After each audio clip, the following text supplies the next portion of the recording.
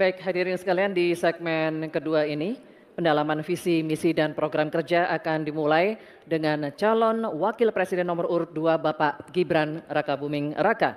Untuk itu kami persilakan panelis Bapak Profesor Dr. Insinyur Abrar Saleng untuk mengambil pertanyaan subtema di dalam wadah, dan mohon diperlihatkan Bapak kepada seluruh hadirin dan juga kepada kami, moderator.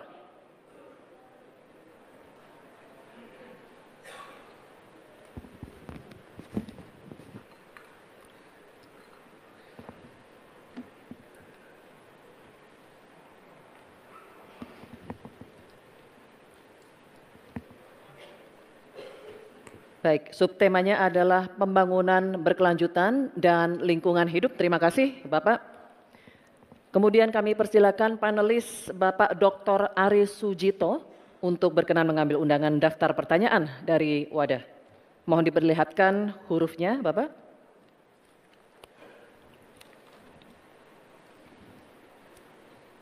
Huruf A. Baik, huruf A. Kami akan buka amplop pertanyaannya, masih disegel Bapak-Bapak, dan kami ingatkan juga bahwa kami akan membacakan pertanyaan ini satu kali, mohon didengarkan dengan seksama. Ini pertanyaan untuk calon Wakil Presiden nomor urut 2 Bapak Gibran Rakabuming Raka.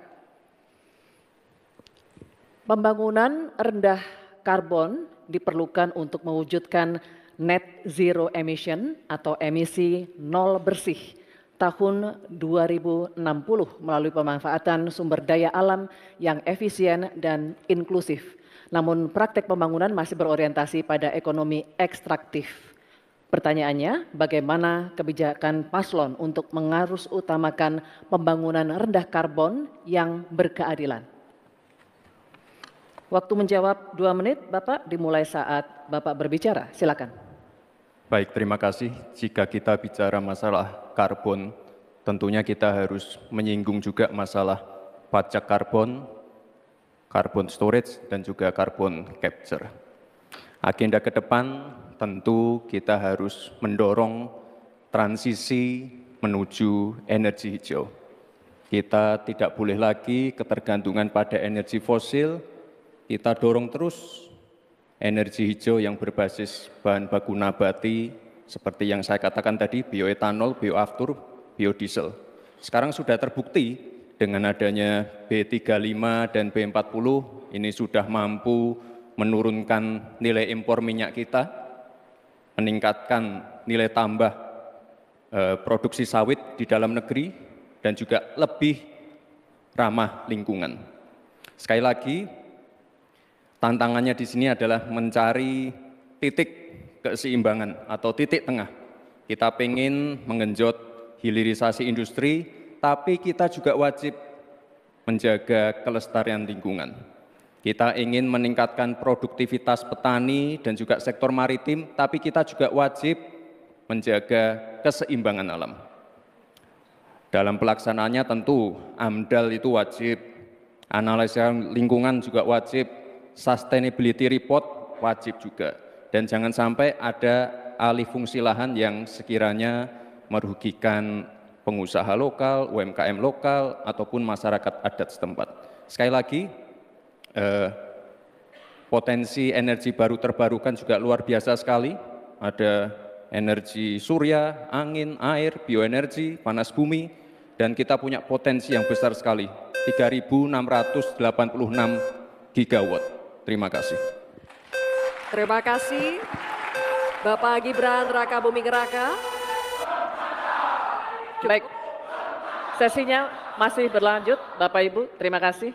Kami persilakan sekarang untuk calon Wakil Presiden nomor urut 3, Bapak Mahfud MD, untuk menanggapi. Waktunya 1 menit dimulai saat Bapak berbicara. Silakan. Baik, terima kasih. Saya sudah menyimak dengan baik meskipun saya agak koreksi sedikit terhadap pertanyaan tadi. Kalau dibilang 5 tahun dari sekarang untuk emisi dan bersih, itu sebenarnya nanti tahun 2060 masih jauh waktunya. Tapi masalah yang kita lihat itu sebenarnya pengelolaan berkelanjutan belum dilakukan. Sebenarnya dulu ada garis-garis besar haluan semesta berencana yang sudah mengatur seperti ini dengan sangat rinci. Waktu tahun 62 atau 61 Presiden mengeluarkan kebijakan itu. Nah, saya sekarang ingin menatakan kebijakan insentif dan disinsentif ekonomi hijau seperti karbon, pajak limbah, dan sebagainya. Bagaimana Bapak mau melakukan itu? Baik, waktunya habis. Terima kasih. Selanjutnya, calon wakil presiden nomor urut 1, Bapak Muhaimin Iskandar. Kami berikan kesempatan juga untuk menanggapi. Waktunya 1 menit dimulai ketika Anda berbicara. Silakan. Ya, memang pajak karbon ini salah satu, bukan satu-satunya. Yang paling penting adalah dipersiapkan transisi energi baru dan terbarukan. Sayangnya, komitmen pemerintah hari ini tidak serius. Target energi baru dan terbarukan yang mestinya kita harus punya target 2025 berkurang dari 23 justru diturunkan menjadi 17%. Penundaan implementasi pajak karbon dilakukan oleh pemerintah hari ini. Dari tahun 2002 dimundur menjadi tahun 2025. Apanya yang mau dilanjutkan? Karena itu secara tegas harus dilakukan. Implementasi pajak karbon dilakukan secepat-cepatnya sekaligus transisi energi baru terbarukan dijalankan. Baik, waktunya masih ada Bapak. Cukup lanjut. Baik, terima kasih Bapak Muhaimin Iskandar atas jawabannya atau tanggapannya. Selanjutnya, kami persilakan calon wakil presiden nomor urut 2, Bapak Gibran Rakabuming Raka untuk merespons tanggapan dari calon wakil presiden nomor urut 3 dan calon wakil presiden nomor urut 1. Waktunya 1 menit dimulai saat Bapak berbicara, silakan. Terima kasih Prof. Mahfud dan Gus Muhaimin. Untuk masalah insentif, komitmen, ini bisa kita kasih contoh yang sudah berjalan saja. Contohnya pembangkit listrik tenaga surya yang ada di Cirata. Itu kan kerjasama dengan PT Masdar dari Uni Emirat Arab. Ini kan juga ada insentifnya, Prof. Ada tax holiday, tax allowance, ada pembebasan biaya modal juga, sehingga akan mendorong perusahaan-perusahaan untuk berinvestasi di bidang transisi energi hijau. Transisi menuju energi hijau ini memang tidak murah, sangat costly karena beberapa perusahaan memang belum bisa mencapai ekonomi soft skill. Tapi yang jelas adalah komitmen kita pasti akan meningkatkan bauran listrik PLN yang sekarang cuma 20%, ini harus ditingkatkan lagi ke depan. Terima kasih. Baik. Terima kasih Bapak Gibran. Oke. Baik, kita selanjutnya akan beralih ke pertanyaan kedua untuk calon wakil presiden nomor urut 3, Bapak Mahfud MD. Kami akan persilakan kali ini panelis Bapak Profesor Dr. Arif Satria untuk mengambil pertanyaan subtema di dalam wadah. Silakan Bapak. Mohon diperlihatkan kepada seluruh hadirin dan juga moderator.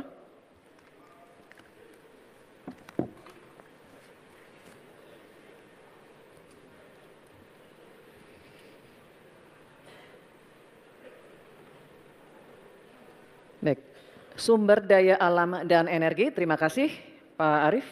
Dan selanjutnya Ibu Dewi Kartika, kami mohon mengambil undian daftar pertanyaan dari wadah. Mohon nanti diperlihatkan huruf yang tertera.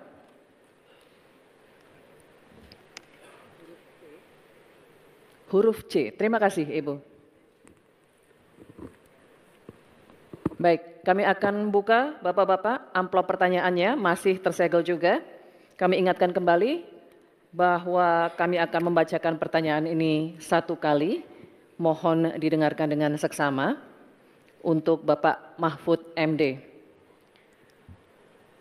Korupsi pertambangan dan perikanan ilegal serta pembalakan liar masih marak terjadi. Hal ini mengakibatkan kerusakan ekologis di darat dan di laut, serta ketidakadilan sosial. Pertanyaannya, bagaimana strategi paslon menanggulangi praktik ilegal tersebut untuk mewujudkan keberlanjutan sumber daya alam? Waktu untuk menjawab 2 menit, Bapak dimulai saat berbicara. Silakan. Baik, terima kasih. Sebenarnya persoalan penyelesaian SDA dan energi selalu harus menyeluruh dari hulu ke hilir. Keterbukaan informasi agraria, termasuk kehutanan misalnya. Saya ini punya pengalaman di dalam sidang-sidang yang membicarakan tentang ini misalnya, informasinya tertutup. Siapa yang punya lahan ilegal di sebelah sana? Ketika dibuat daftar, tidak ada di dalam daftar, sementara ada masyarakat yang punya data. Ketika ditanyakan, lalu baru ditunjukkan.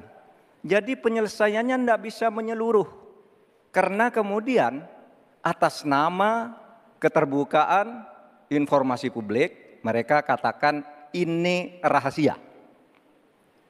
Nggak bisa dong, rahasia itu kan bukan yang tentang data, perampasan tanah-tanah rakyat, kasus-kasusnya di mana, siapa yang menyerobot perkebunan sawit, itu kan harus daftarnya lengkap.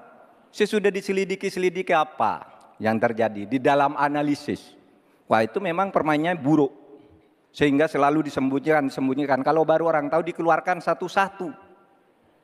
Tidak ada penyelesaian yang menyeluruh. Nah, oleh sebab itu ini menjadi penting bagi kita keterbukaan informasi tentang data-data. Kalau kita mau menyelesaikan, data itu menjadi basis untuk penyelesaian.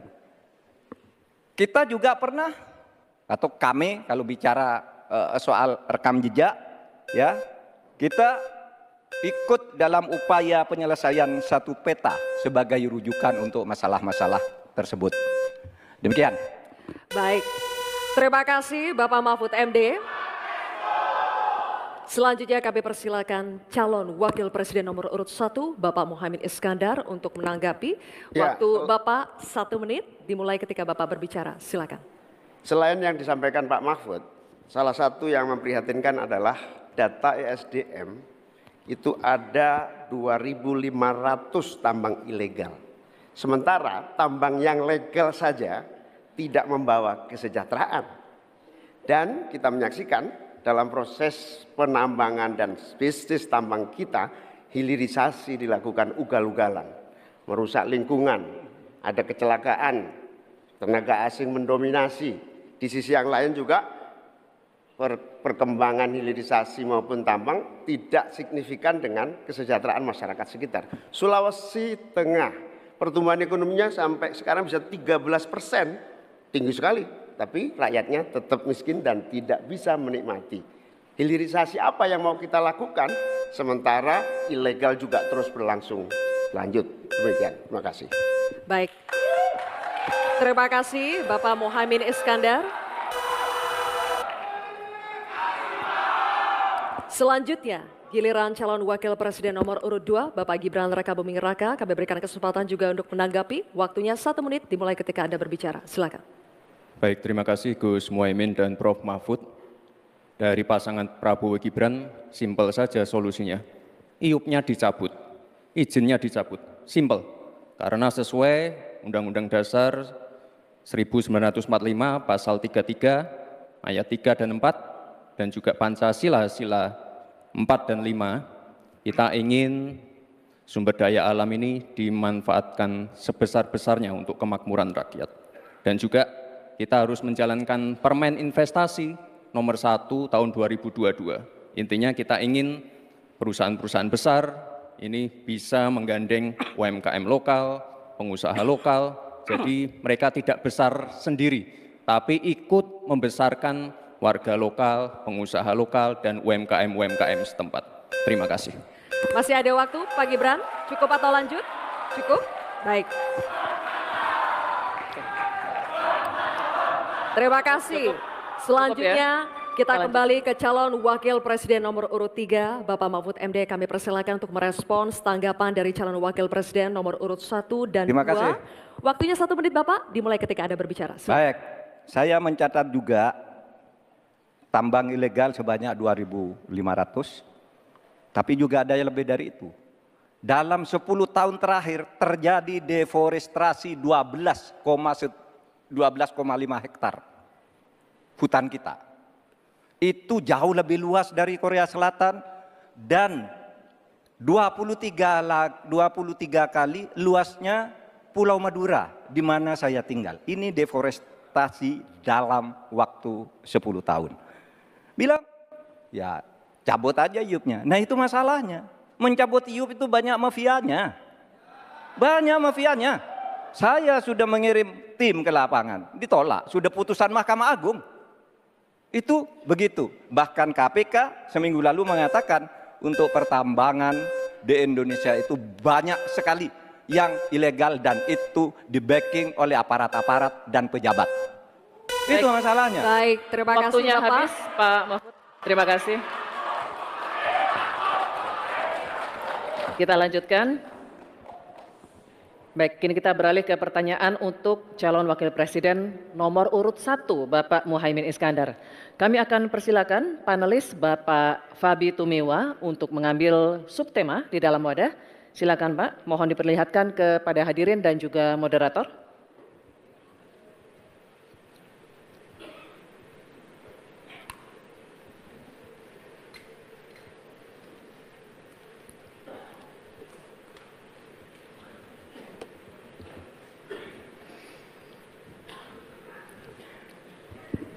Pangan. Baik, terima kasih Bapak.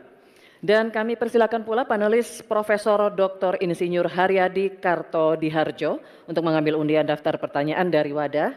Mohon diperlihatkan huruf yang tertera.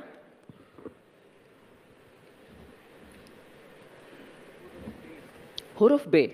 Terima kasih. Pangan huruf B.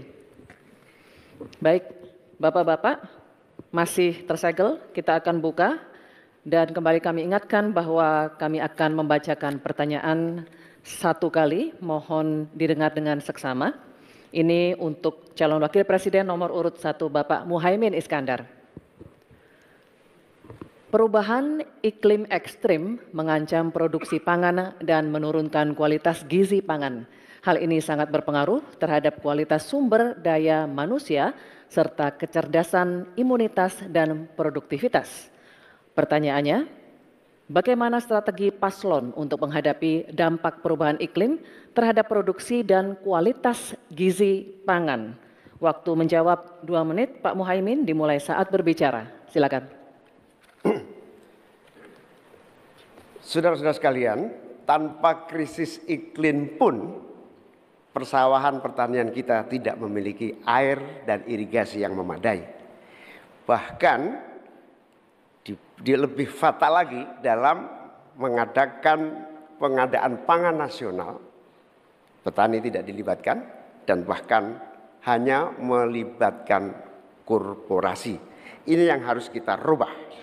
Kita ingin melihat bahwa potensi petani dan seluruh produk-produknya masih sangat luar biasa. Mulai dari pengadaan lahan yang memadai. Dalam arti lahan-lahan yang ada melalui reformasi agraria. Reforma agraria menjadi prinsipnya. Yang kedua, petani kita harus kita beri pupuk yang cukup dengan harga yang terjangkau. Bahkan banyak petani punya duit sebetulnya tapi pupuknya tidak ada. Bagaimana mungkin? Yang kedua, potensi pupuk organik juga menjadi salah satu bagian penting agar produksi pertanian kita semakin berkualitas. Di sisi yang lain kita ingin program perlindungan gagal tanam gara-gara iklim juga kita berikan supaya petani kita aman, merasa aman dan yakin dengan produksinya. Pengembangan irigasi dan subsidi pupuk tidak bisa dielakkan. Tidak boleh kita melakukan pembiaran petani kita sehingga kita kekurangan pangan, petani kita tidak diberi kesempatan untuk mengisi kekurangan pangan itu. Kualitas pangan kita bergantung juga kemampuan kita memfasilitasi agar petani kita lebih produktif lagi. Dengan cara ini, desa-desa kita libatkan untuk menjadi bagian dari satu kesatuan pengadaan pangan yang berkualitas, sekaligus kita hentikan untuk ketergantungan dari pangan di luar produksi kita sendiri. Baik, terima kasih. Selanjutnya Kami persilakan calon wakil presiden nomor urut 2, Bapak Gibran Rakabuming Raka untuk menanggapi. Waktu Bapak 1 menit dimulai ketika Anda berbicara, silakan. Baik, terima kasih. Enak banget ya Gus ya, jawabnya sambil baca catatan tadi. Kuncinya di sini adalah ekstensifikasi dan intensifikasi lahan. Kemarin, tahun lalu kita sudah bangun pabrik pupuk di Fakfak. Kuncinya untuk meningkatkan produktivitas, ya kita harus genjot kawasan industri pupuk. Kita dekatkan pupuknya dengan lahan-lahan pertaniannya. Kuncinya pupuk, dan pupuk harus didekatkan dengan lahan-lahan pertanian. Otomatis produktivitas akan meningkat. Dan jangan lupa mekanisasi. Kita ingin meningkatkan produktivitas para petani. Pakai RMU, pakai combine harvester, dan juga kita melibatkan generasi muda melalui smart farming. Pakai IoT untuk melihat pH tanah, keasaman tanah, kesuburan tanah, dan juga penggunaan drone untuk penyemprotan pestisida. Terima kasih. Baik, terima kasih. Terima kasih. Baik, kita lanjutkan Bapak-Bapak. Oke, selanjutnya. Kita lanjutkan ya Bapak Ibu. Cukup ya. Kita lanjutkan dulu. Selanjutnya giliran calon wakil presiden nomor urut 3, Bapak Mahfud MD untuk menanggapi juga. Waktunya 1 menit Bapak, dimulai ketika Anda berbicara. Silakan. Ya, kan masalahnya itu salah satu yang sering kita dengar, lahan berkurang, petani berkurang. Orang desa tidak mau lagi menjadi petani karena justru rugi. Terkadang kalau mau ingin mendapat pupuk bersubsidi dipersulit bukan main dan harus beli ke tengkulak. Nah di sini problemnya sebenarnya bagaimana penegakan aturan-aturan itu. Kami di Jawa Tengah itu pernah punya program di mana Pak Ganjar waktu jadi gubernur waktu itu membuat 29 badan usaha milik petani yang itu efektif untuk membantu petani saling menolong menggarap tanahnya sehingga dia kerasan di desa. Yang saya tanyakan, kebijakan hukum apa yang akan dilakukan untuk mengatasi masalah ini? Terima kasih. Baik, terima kasih Pak Mahfud MD. Cukup. Kita teruskan lagi ya. Kita lanjutkan dulu ya. Kita teruskan Kita lagi lanjutkan debatnya. Cukup. Selanjutnya kita kembali ke calon wakil presiden nomor urut 1 Bapak Muhaimin Iskandar. Kami persilakan untuk merespons tanggapan dari calon wakil presiden nomor urut 2 dan 3 yang telah dikemukakan. Waktu Bapak 1 menit dimulai ketika Anda berbicara. Silakan. Terima kasih Pak Gibran. Yang Anda sampaikan hanya mengulang apa yang saya sampaikan. Saya ingin memperdalam lagi bahwa petani kita ini potensinya besar sekali. Jumlah petani kita masih sangat besar. Potensi tanah kita subur masih banyak lagi. Di sisi yang lain, kita juga memiliki apa yang disebut kebutuhan pangan kita, juga pasar yang luar biasa. Nah, dalam konteks ini, antara suplai kita punya potensi, antara permintaan kita juga punya sangat kuat. Oleh karena itu, pemerintah tidak boleh diam. Turun tangan, jangan terlalu normatif mengatasi keadaan. Untuk Pak Mahfud, saya ingin menyampaikan bahwa seluruh perangkat undang-undang yang menyangkut perlindungan petani dan produksi kita sebetulnya lengkap. Tinggal implementasi saja dari seluruh proses hukum yang kita miliki. Kemauan politik, kesungguhan, tidak mengabaikan petani yang penting. Terima kasih Bapak Muhaimin, waktunya habis. Ya. Baik. Akan memberikan apresiasi. Bapak Ibu sekalian, tuntas sudah segmen kedua kita. Ini saatnya kita berikan apresiasi kepada ketiga calon wakil presiden kita.